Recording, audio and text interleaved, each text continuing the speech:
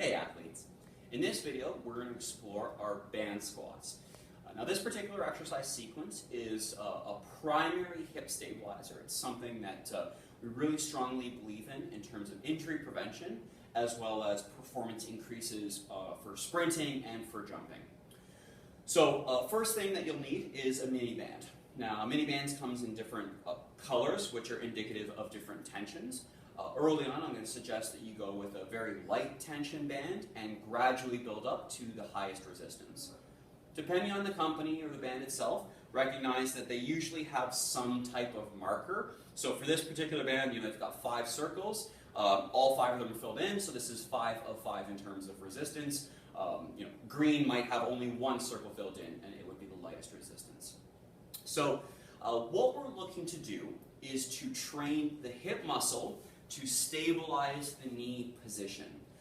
So for some athletes who've had knee injuries or hip injuries in the past, they might be familiar with an exercise called the clamshell, where you're lying on the ground and pulling the knee in and out. This is considered within that family of exercises, but I believe that this is a much better progression because it puts you in a standing position and it forces you to stabilize a lot of other elements that you would need out on the field or in a performance setting.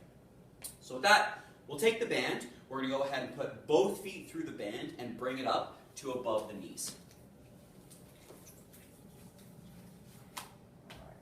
So I've set it up just above the knees. This means it's now anchored on kind of my thigh muscles. It's not pulling on the knee joint anyway. Now, as we noted in the title, it's a squat. So the first thing we should do is establish our traditional squat stance. Now, when I'm tall, the band isn't doing anything to me. But as soon as I start to bend, the band is now actively trying to pull my knees into position, right? The band just wants to shorten. It doesn't want to be lengthened out. So my job is to resist this tension. My job is to use the bum muscles to actually pull the band back apart, or more importantly, to pull the knees back to a good position. Now you'll remember from our squat theory videos, we said a good position is kneecap in direct alignment to the middle of the foot. You'll also remember that we said it's almost better to go a few degrees past, basically kneecap to pinky toe. Well, in this scenario, we are definitely thinking about trying to pull the knees out towards the pinky toes. So observing from the front, I've set into my squat stance.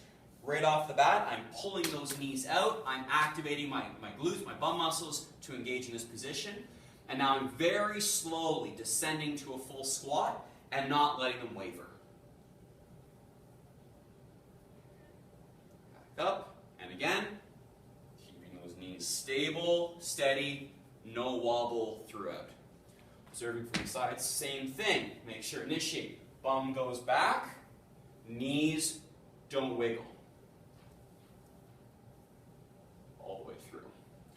Now, for those, once again, with weak glutes or challenged hips or knee injuries, you might start to feel quite a bit of sensation occurring in the hips very early in the set. That is a good thing. What you may need in order to maintain the quality of work is to set up in front of a mirror. We find that visual feedback is really helpful in this scenario. Sometimes we don't feel it the same way as we see it. So you might have one knee that kind of wiggles as you go throughout, and we want it to be absolutely rock solid. So slowly build up volume as you're capable, but really be mindful about the work, coming